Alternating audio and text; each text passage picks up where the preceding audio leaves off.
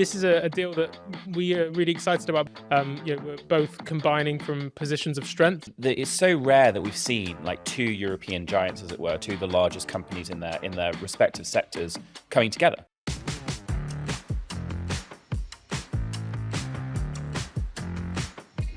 Hi, today I'm talking to Hiroki, the CEO and founder of GoCardless, following the news of their deal with Mollie. We're talking about the future of the combined company, what it means for the future of fintech, in particular in Europe and beyond, and our journey as early investors here at Balderton Capital with Hiroki as he scaled the company. Hi Hiroki, thank you so much for joining us today. Thank you for having me. Look, it's great to see you as always, but especially today because you've made an announcement about a deal between GoCardless and Mollie. Perhaps we should start there and discuss a little bit about what is this deal and what does it mean for the two companies going forward? Yeah, no, we're super excited to be announcing that Mollie will be acquiring GoCardless and we're going to be joining forces. And this is a deal that we are really excited about because we think it improves the proposition for our joint customers in a really meaningful way. We're both combining from positions of strength. We're both on very similar growth journeys.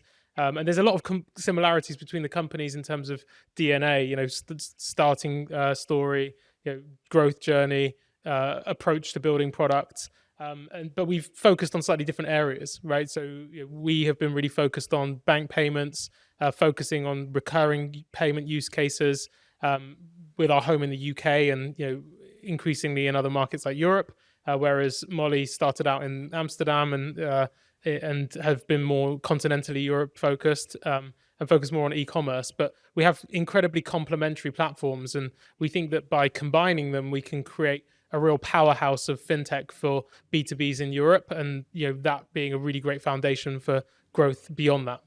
And how would this deal position the combined entity internationally? So obviously we're both companies that started in Europe. We started in the UK, whereas Mollie started in the Netherlands, and we have our respective strengths across those markets. And in that sense, we're very complementary. The markets that we're really strong in are ones that are still earlier on in their development for Mollie, and vice versa. So if on day one, we think that this is a combination that enables us to be a real local champion across many markets in Europe. And I think what underpins that is this hyper-localized approach of adapting the product to the local needs of each market. But this is something that we want to start as the base, right? And we see it as a great opportunity to expand beyond Europe into other markets. We already have customers in the US and North America, in Australia and New Zealand, and those are markets that we definitely want to be expanding into as a combination. So we see this opportunity to build hyper-localized payment offerings and broader financial services offerings that we can take from Europe into a wider set of markets.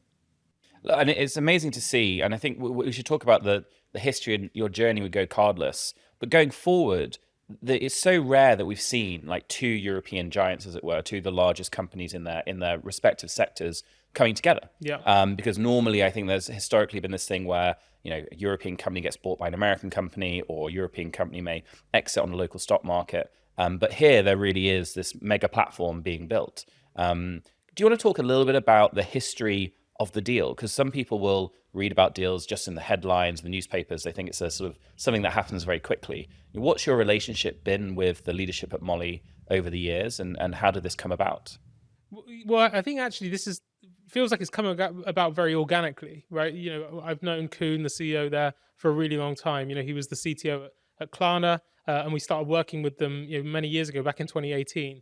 And so I got to know him from there. And he actually joined our board before going on to work at Mollie, and more recently becoming the CEO there. And so we've had a chance to actually work really closely together. He's had a really good insight into how GoCardless operates and what we do well and what we've found challenging. And equally, through working with him, I've had a really good sense of his journey, the journey of Mollie, how they've done things. And I think what's most striking for me is how similar the cultures of our two organizations are, right? We see things in a very similar way, very product development oriented, very customer first. We've got very similar approaches to building our products for our customers. And so we felt that this is something that could help take both organizations forwards and build something even more exciting. And so we're really, really happy about that. And in terms of what it means for GoCardless customers? Well, I think for GoCardless customers, the really great thing is that it expands what we can offer them, right? So we have built a fantastic platform by being very focused, right, on bank payments, and I think we do the best job in the world at that. But what Mollie have done is built out more of the kind of the other payment methods, so cards, but also more meaningfully local payment methods that exist all around Europe and around the world, which are often quite similar to bank payments in some ways, but are operate in quite different ways. And so, from a payment method perspective, we have a much broader suite of payment methods that we can offer, but also other services that Mollie has been building out that we've been starting to explore as well. Whether that's being able to provide capital to our customers, being able to offer things like business accounts, all sorts of other kind of financial service offerings that are very complementary to what we do. And so we're really excited about being able to bring a broader suite of products to our customers. Yeah, no, I imagine if you're a GoCardless customer today, especially if you're expanding, this is going to give you a lot more products and different routes to grow. Yeah, absolutely. I mean, if you just take some like very concrete examples, we work with a lot of gyms, for example, right? And we help them collect their membership subscriptions, but they typically will have like, in-store payments, and that's something that we haven't really been able to help with, and that's something that Mollie offers. And so there's all these kind of examples where we can offer a more holistic set of products that serves the full needs of the business, and that's something that we're really excited about and a big part of the rationale for the deal. So the combined company is going to be huge. It's going to be a beast with hundreds of thousands of customers and clients across Europe. Perhaps though we should talk about where this got started. Because it's strange today to think, I don't think there's a company or small business in the UK or in Ireland or other countries which isn't aware of GoCardless. Many people have used GoCardless, even if they don't know it, to pay bills. Do you want to talk a little bit, though, about where this started? Why, back in the day, did you feel like actually there was a huge opportunity to build something here that could one day be used by a vast majority of the people in the UK and beyond? Yeah, well, I mean, I'd like to say that we foretold this, but I'd say actually it was a bit more of a journey of discovery. When we started GoCardless back in 2011, myself, Tom, Matt, we were all very young, right? We had only a few years of experience outside of university between us, and we certainly didn't have any experience of payments. So it's not like we really understood this space deeply. But actually, this was born more out of our own frustration. Which was around trying to build a different product that was a bit more closer to home at the time, right? We were trying to help informal groups to manage money. So student societies, sports teams, going on holiday with your friends, that kind of thing. And obviously payments was going to be an important part of that, but we didn't know anything about payments. And so we very naively went into this journey trying to get access to payment methods, struggling and being very surprised by how few options there were and how complex those options were. And so, to be honest, it was almost like an element of stubbornness, right? We just, rather than giving up on that idea, we just kept on going. And eventually we got to a point where we realized that the problem we were solving there was much bigger than the problem we were solving it for, right? And so we ended up pivoting to focus on opening up access to these bank payment rails for the first time for SMBs in the UK. And that's really where the genesis of GoCardless is. Yeah, but I think that's a story which is not told enough about founders persisting towards, asking the questions with their customers and through building product about where is the real pain point. We think absolutely. it's X, we think the hypothesis is X, but maybe the pain point is like 10 steps behind X. Yeah, well, I mean, I think that for me, that whole, the biggest lesson from the early stages of the journey was following the customers, right? You kind of know whether you're onto something because customers will tell you, right? And not tell you in words, they'll tell you with action, right? And I remember when we first started GoCardless and launched it, we had all of these customers starting to use the product and use cases that we could have never imagined, right? And so it was more following them than it being a preordained idea and vision that got us started. And so I'm a big believer in that kind of persistence, but also iteration, right? and following the customer, and that being fundamental to finding good products. One of the first emails I got from Group A, which was, as it was used to be called, Yeah. was from Matt Robinson taking money out of my bank account to pay for a World Cup sweepstake. Okay. Yeah. And I think I got Switzerland and immediately knew I was going to lose. And so no, I wasn't getting that money back. Yeah. But it's just like one of these examples of just like testing and testing lots of different stuff. Yeah, exactly. And obviously you, Tom, and Matt founded this in London. Initially, that's where you started working together. Yeah. But you immediately went to San Francisco. Can you talk a little bit about that decision? Obviously, you went off to Y Combinator. And, in retrospect, how did that experience of Y Combinator and that decision change the company? And do you think if you are starting out now, you would have made the same decision? That's a good question. I mean, for me, YC was incredibly formative. It was what got me into startups in the first place was back in 2007. So before we started GoCardless, interning at a company that was going through one of the first batches of YC, and that was my first experience of startups. And I was just enamored by the culture, the creativity. This idea that you can just start something in your bedroom and build, right? And that just didn't exist in London at the time, or even in Europe, I don't think. And so for us, when we were starting in 2011, it was very clear to me that we needed to go there, because we needed to go and be with people that knew what it was like to start businesses, and the whole approach to product development, the whole approach to startups. It was very different, and we took a huge amount of learnings and lessons from that, which were incredibly foundational to the way that we built GoCardless. And you were surrounded, I remember, because I was obviously friends with you at the time, talking to you about your experience. You were surrounded by some people, lots of people building, but also some people who'd built, right? They were really far ahead. Oh yeah, absolutely. Well, I mean, that was the benefit of Silicon Valley at the time, and still to a certain extent is true today.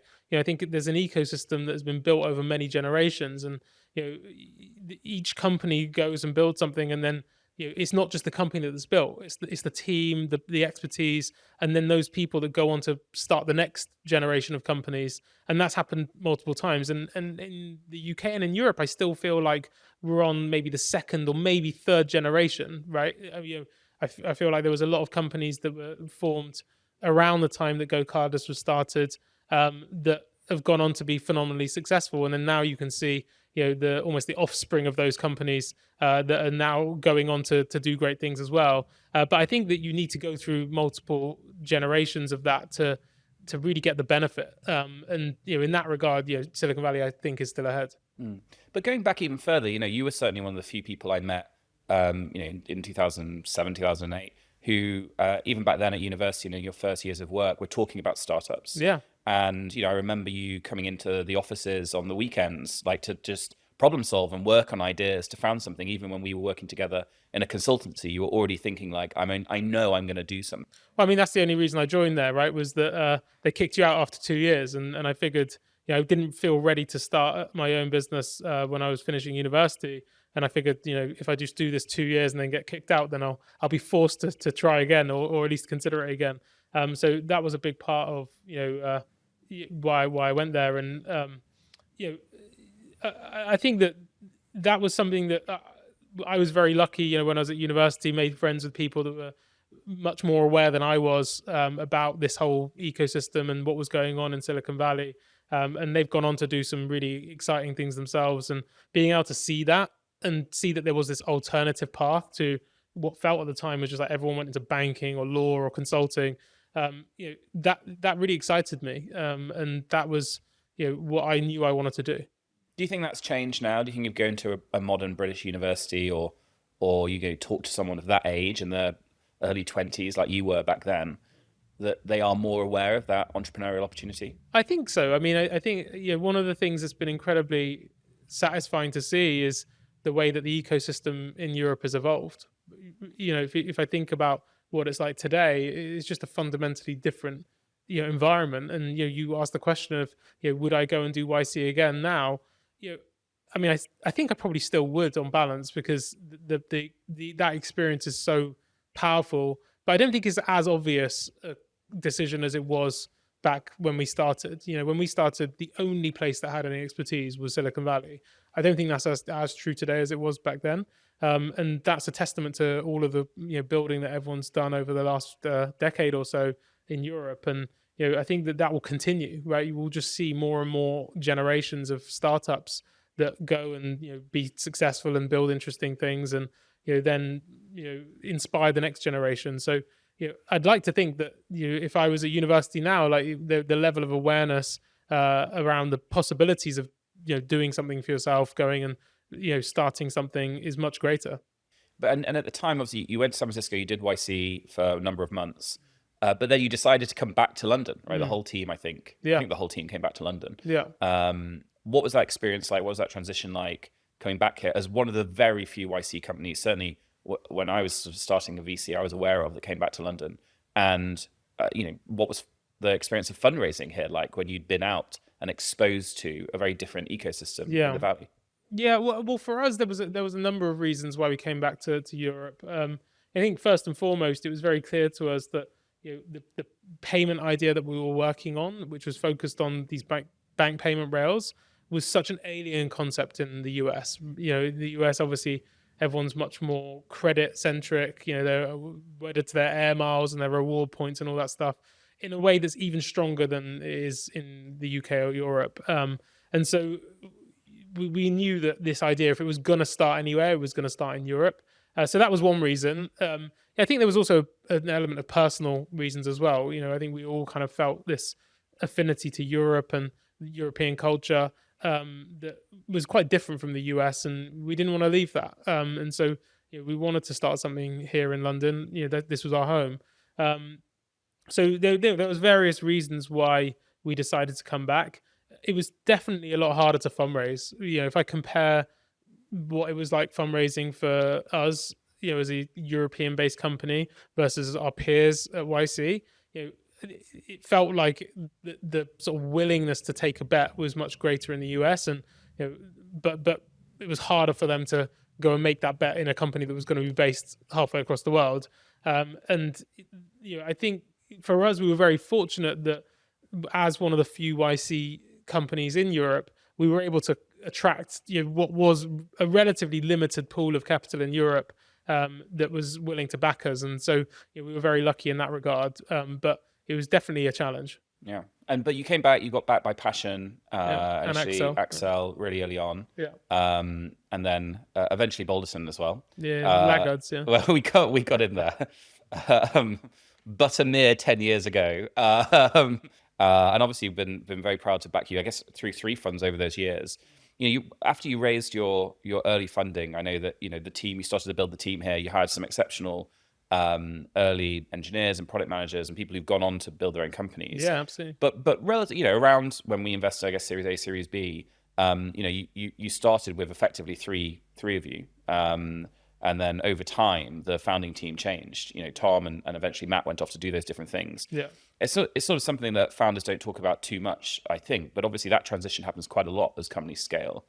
How did that feel? What was that like? And why do you think do you think that's a normal route that you start off with 3 founders, and you end up with one leading the company over time?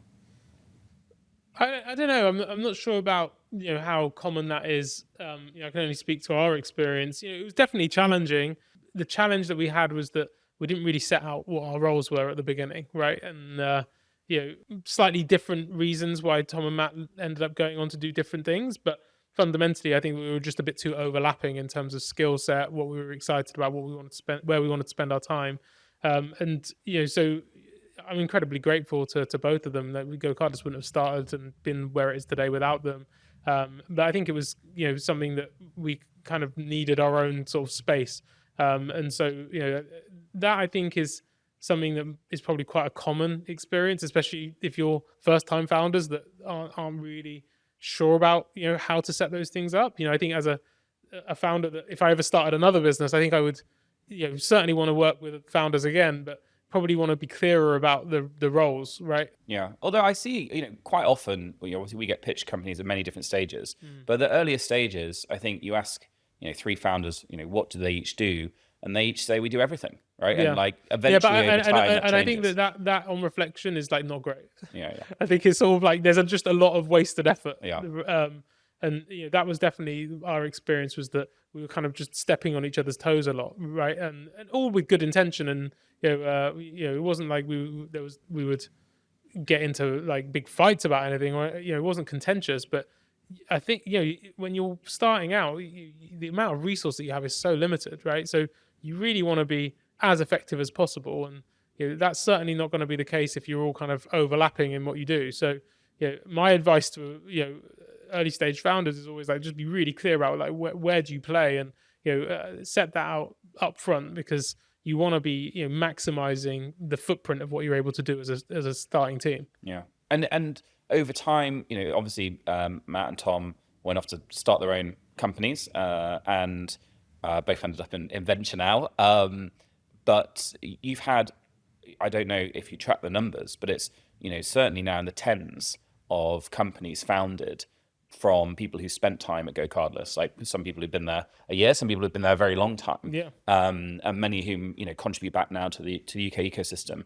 Is that part of the culture? Is that something you wanted to build, or is it you just attracted the kind of people who eventually were going to go off to be entrepreneurs?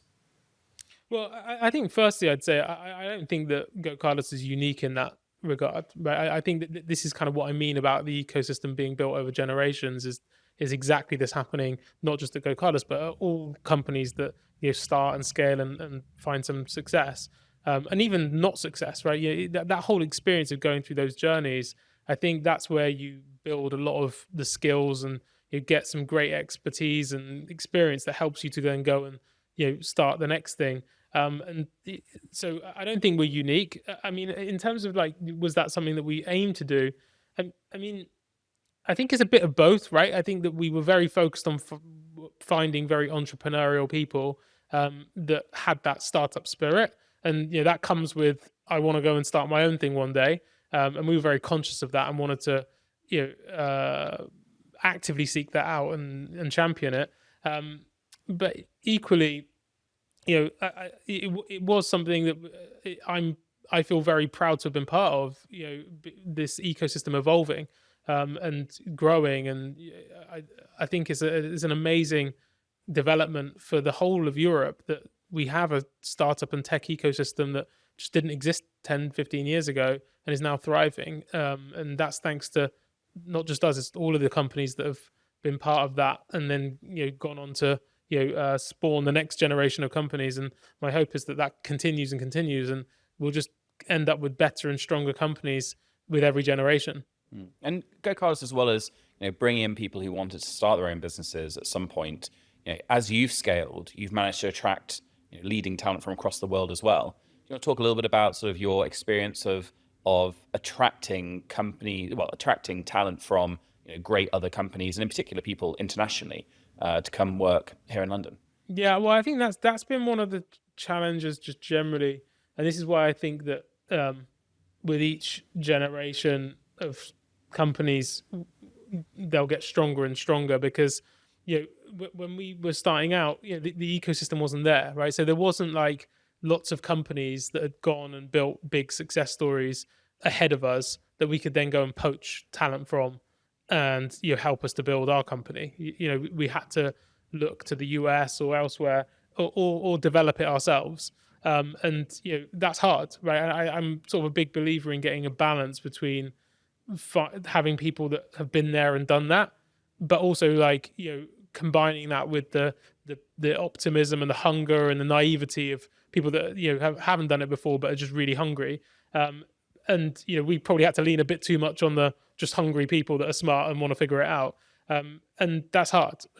So it has been a challenge, but I think it's getting better and better. And I think if you look at the companies now that are they're earlier in their stage of development, there's all these companies like us and others that have gone and built to the scale that we have, and there's people that have been part of that have had that experience that can then go on and help that next generation. So I think this will gradually evolve, but we've probably had to import more of that talent from elsewhere for our generation at least. Yeah.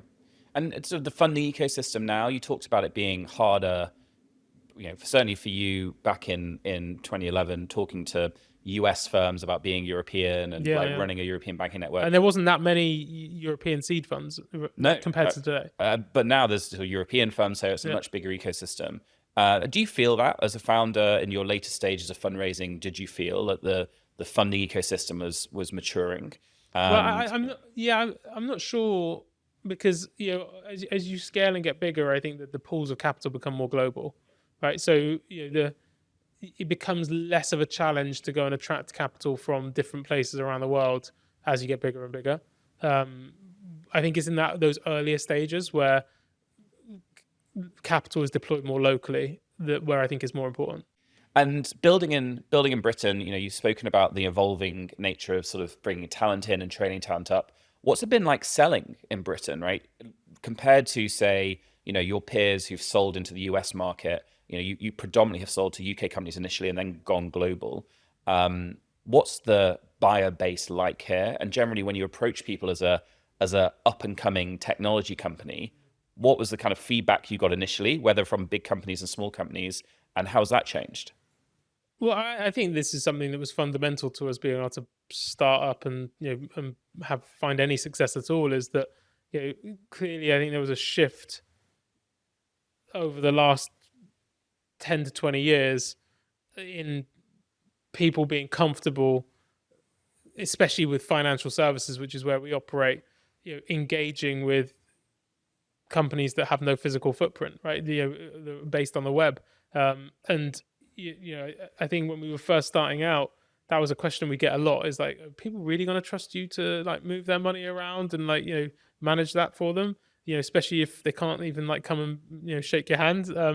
And we found the answer was yes. People were really willing to adopt new technologies, and that was fundamental to us finding success. And I think you can see that in lots of metrics, whether it's sort of adoption of SaaS and cloud services, and the level of financial services that are now being offered by new entrants versus the incumbents. All of these things. I think the UK is at the forefront, and so I think actually that was a really important part of the shift in culture that enabled us to build what we've built. So we've not actually found it that difficult. There's lots of challenges of successfully scaling a go-to-market and getting your sales motion right and all of these things. That is hard, but I don't think it was made any more difficult by the environment we were operating in. I think it was a very open environment. Yeah. It's interesting because obviously Balderton, back when we invested in you, we were very long fintech, as it were. So whether it was Nutmeg with wealth management, it was Revolut in banking, it was GoCardless and direct debits, we really felt, actually, you're right. There was a willingness in the British population, certainly, and more broadly, to adopt these things. And increasingly Europe as well. And then across Europe. And actually, it's one of the things I push back on my American peers quite a lot, especially in Britain. People are far more likely than Americans to have a mobile banking solution, far more likely to shop online. We've got very high e-commerce penetration. And bizarrely, other than Norway, for some reason, the UK is the world's leader in terms of use of ChatGPT per capita. And so actually, there's a relatively tech-forward nation there. Yeah, absolutely. The challenge often is the budgets can be a bit tighter. Perhaps R&D spend is a little bit lower. But there's lots of people, lots of small businesses willing to give you a shot, which is obviously something you benefit from. Absolutely. And when you think about the sort of the future now, going forward, you've been a founder and CEO now for almost 15 years. You're a father, 3 children. You've got a lot going on in your life. How do you think about the next sort of 5 years, 10 years? Do you think that you're in an ecosystem now where you may want to try something again? Well, I mean, right now I'm just focused on this deal and making it really successful. We don't see this as a kind of an endpoint, right? This is a milestone, and we're doing it because we're excited about what comes next. So I'm fully focused on working with Kuhn and the team at Mollie to make this combination really successful. And then in the longer term, like, who knows? I think it's hard to predict, but I'm sure there'll be lots of exciting things ahead. So you still got that founder DNA with you. You may just be pushing it forward in the GoCardless Mollie Interstate for a few more years. Yeah, for sure. Yeah, I don't think you lose that. And when you think about the future of sort of financial services and the direction of travel you're going in, obviously you're now going to be part of this sort of Leviathan in payments across Europe.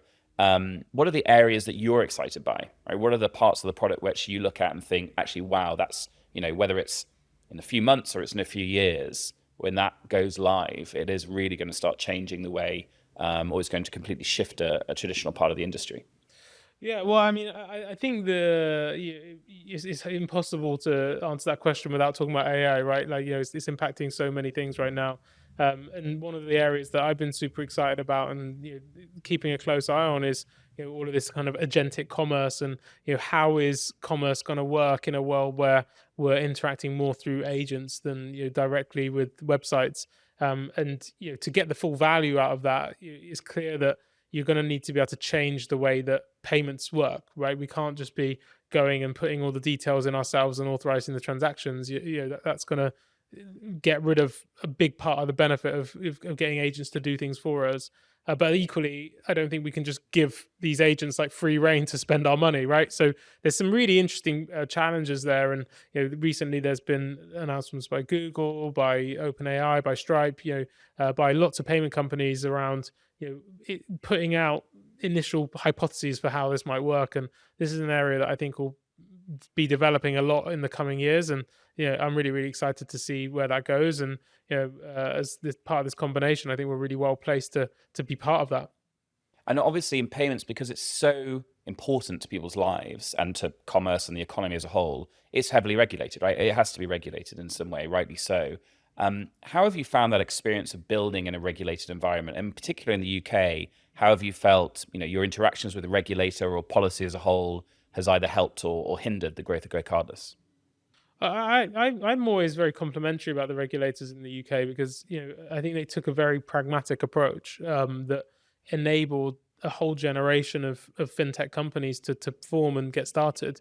And they did that by enabling startups to go and build things without being completely strangled by onerous regulation from day one, right? They were quite pragmatic about right sizing the level of scrutiny on companies as they scaled. And so I think that, especially compared to our experience of working with regulators around the world, I think the UK is at the forefront of that, and it's been a big part of what's enabled us to get started. And I think is also part of the reason why there's lots of very big success stories in fintech that have originated from the UK. So I can't say anything but positive about that. You're a father of 3 children now. You're very busy. I know that your wife and your partner Rachel, she's had startup experience as well. Is the entrepreneurial journey, is founding a company something you'd recommend either to your children or to anyone else? For me, it's less about the startup journey and more about following your passion, right? And that's what I'd want to encourage my children, but anyone to do is find the thing that you're really excited about and that you want to pursue, not because you feel like you need to, but because you really want to. And that's what's going to give you energy, right? And that's what turns something from a job into something more than a job. And so that's what I would really want for my children, is to find the thing that they're super passionate about and pursue that. Great. Of course, you recommended me to Balderton 13 years ago. I think you and Matt Robinson both. I mean, they still regret it. Yeah, I think they sent you a bottle of champagne, and it wasn't good champagne at the time to say thank you. So I'm lucky. I found the job I care passionately about partly through you guys. Yeah. So thank you for helping me on my career journey, Hiroki. I know you still owe me a bit of champagne. Yeah. And everyone at Balderton, I think, feels a great debt of gratitude to GoCardless. We've got to be part of this journey and part of not only a great success as an investment, but also part of, we feel, helping a little bit with the amazing impact you've had on the ecosystem here in London. Fantastic. Thank you.